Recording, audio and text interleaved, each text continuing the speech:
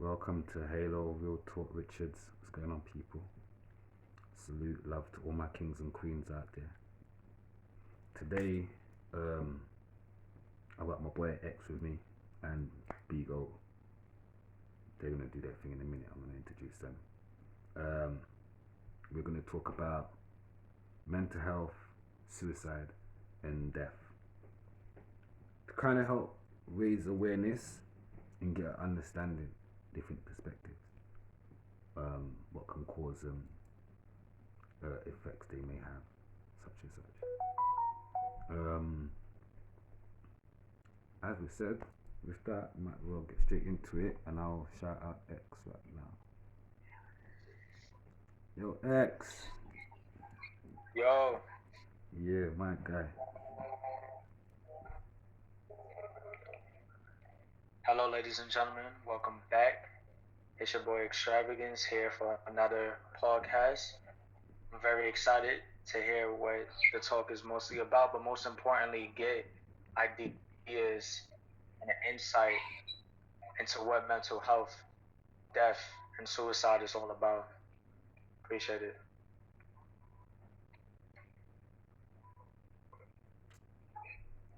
Alright, so you gonna introduce number one, or number one gonna introduce themselves?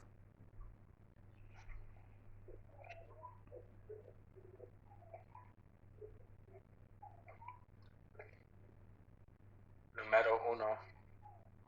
My problem. So just tell them who I'm you so are. sorry, Introduce yourself. guys. Oh, Kaz. I'm really bad at this. I don't like being in the spot. I'm funny, caring, and I'm a boss as bitch. There you go. I'm done. That's all good. That's all good. Where you from? Okay. Where I'm from, I was originally from New York in the Bronx. And I recently moved to Texas. Now I'm in the South. So, yeah. Alright. Migo, Yep. it's Wicked Glitch representing the West Side. Back again. No doubt, no doubt. So, right, X, as we get into it, I think the first part is. Alright, so. Okay, so I want everybody out here to. We're gonna start off with a icebreaker. So the icebreaker is basically just telling me what type of mental disability you have and how long have you been knowing that you have this mental disability. So I'm gonna start first. So I have ADHD, anxiety, and depression, and I've been having ADHD since birth. And as far as anxiety and depression, I've been knowing that I have this since the age of 14. So, yeah.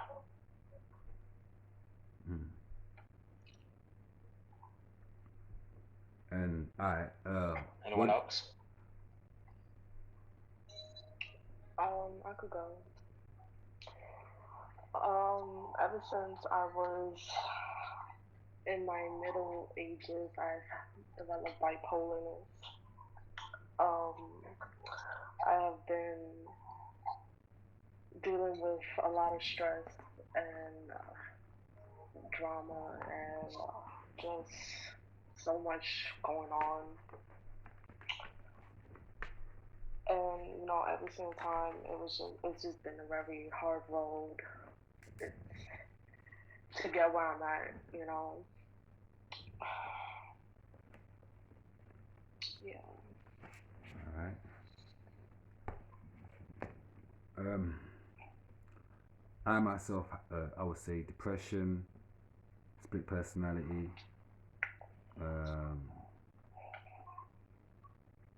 yeah, from what I know of. Obviously, there might or could be more diagnosed, but from what I know of, and that had been diagnosed as well. How long? Okay. I couldn't say how long for years, many years. I couldn't say how long. No doubt. So we're gonna start off with the first question. Do you know anyone else, as far as friends, family, or even people that you just know in general, that goes through mental disability? And do you have a connection with them, or were there times that during this mental disability it was hard to cope with it, but now you was able to comprehend through the process? So Halo, I'm gonna start with you first, man. Do I know of anyone now? Yes, I know of quite a few people. A lot of people around me, I've noticed some form of mental health in different forms. Whether they would admit it or whether they know.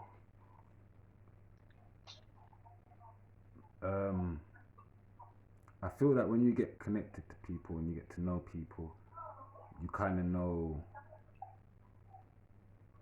their energies, their ups and down moments.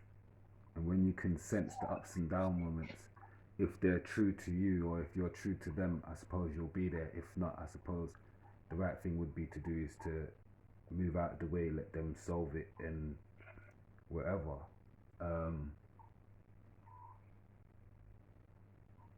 How have I overcome it? I've learned to differentiate between my own and theirs and learn how it makes me feel as well as them.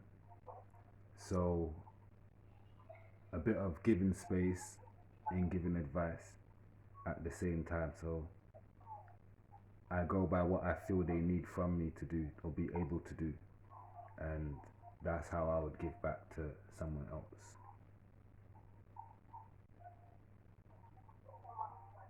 No doubt, no doubt. Chaz? There's a lot of mental people that, especially in my family, that have been going through so much. Um, I always trying to bring, positivity, always giving them a solution, but sometimes it's very hard. Not also that it's hard for them to, accept the help, but we also talking financially that some of my family members have been through that cannot afford good medical help. you know. And I always try to be positive, be understanding, be open ears on my family, even on my friends too. Like they tell me what's going on, they stressed, depressed, they going through something. I'm always there, always open ears, always understanding. Yeah. Okay. Um, with me, I experience people, friends, family, and just acquaintances that go through mental disability, and I'll be the one to admit that it was hard for me to react to certain type of mental disabilities based off their actions and the way they display themselves. It was very difficult for me at first because the way that I reacted to it made it seem like I didn't want to accept them. And I do, but it takes time to progress on that type of thing because you're wondering how does the person tick? How does the person feel? And then for me, it was just more of learning how to step inside of their shoes and knowing what it's like to be in a world where there's just certain people like us who has mental disabilities adapt to an environment where we might be categorized as just not normal or crazy or even weird at times. So overall, just by me comprehending with these people, not only I gained connections, but I also learned a lot of things about them. And most of them, they are smart and unique in their own way. And I have to commend them for that because there's a lot of people that wouldn't dare to even speak to them like that. So for me to even just be with them and have a bond with them, I'm truly thankful. Okay, You know? that's what's up.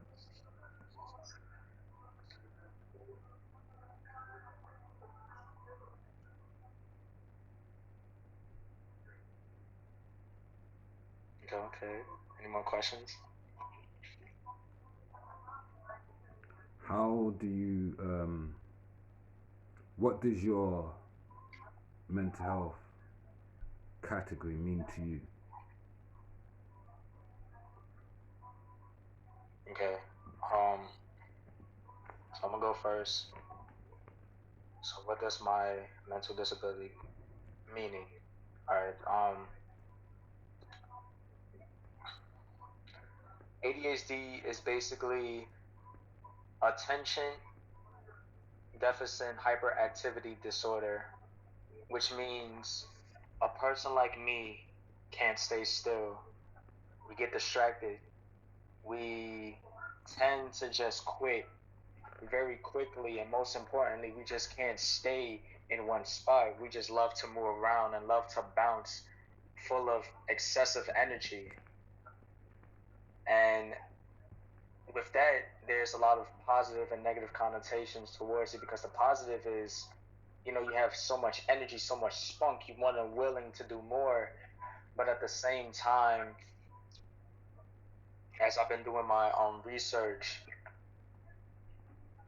negative things as far as giving up, as far as being distracted, it leads to anxiety, it leads to depression because when everything is boiled up, when everything is on top of me, the pressure, there's a different type of fire that is lit inside of me, and it's not that good fire of determination and grit.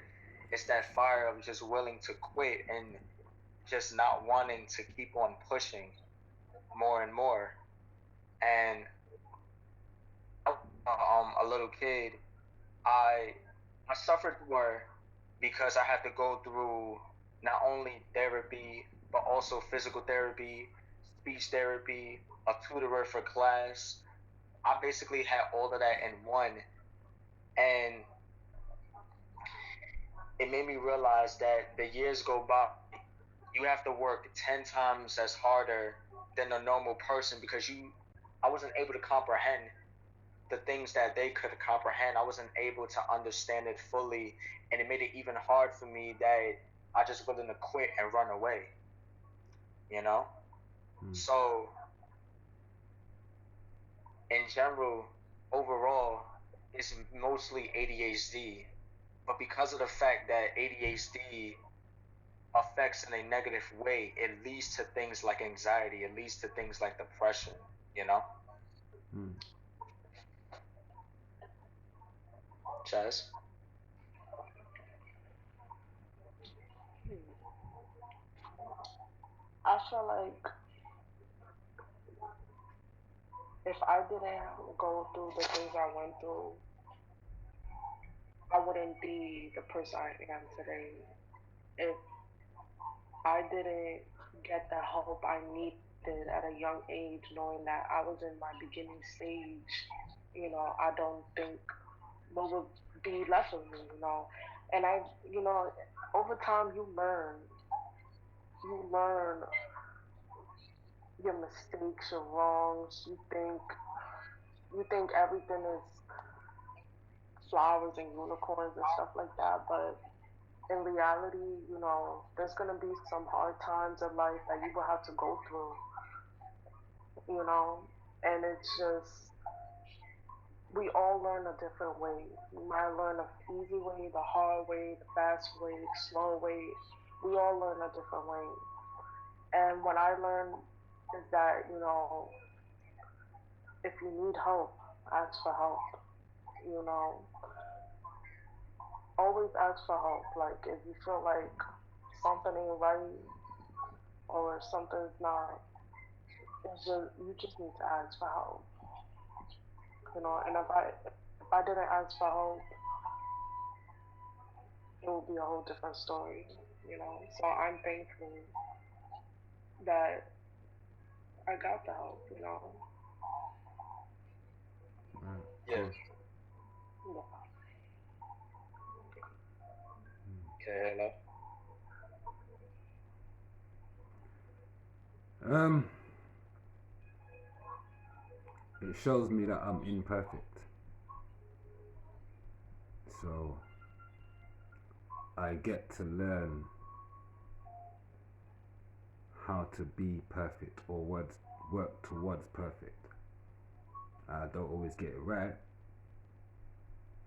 but I'm already starting as imperfect because I'm a human being. I'm gonna make mistakes.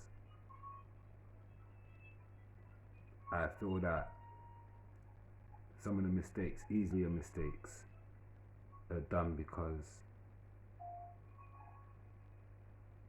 of emotion. So the easier mistakes that you make, the majority of the times they are linked to your emotions. Some of the bigger mistakes, I think, is lack of understanding. So this gives me the ability to be able to sit down, listen more, and process more. Bear in mind one of my disabilities being split personality. So people always think that I said something to you. You said it to one of my personalities, and that personality might have thought about it to a certain depth. The other two don't. They don't know about it. So a couple of days later, you're like, "But I said that." Now it takes me at least 10 minutes to process what you might have said, or if you said that, because I have to dig into that personality to find that, to connect to that, to remember what was said. So it's also challenging, and I find that as challenging as it is, it's taught me strength. So doing what I do and speaking to people, I find I do it out of passion rather than just a will to get paid, or most people do to get paid, actually, in fact. I just do it out of general love because I know how hard my struggle is and was. So I like to help others to give them an easier process, because you can't really change majority of mental health. I've never said to someone your mind is ill.